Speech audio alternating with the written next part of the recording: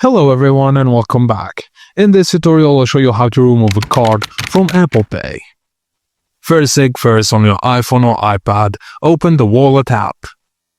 Select the card you want to remove, then tap the More button or points.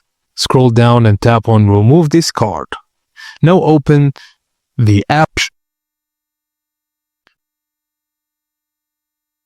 If you want to do it on a Mac with Touch ID, go to System Settings, Wallet, and Apple Pay.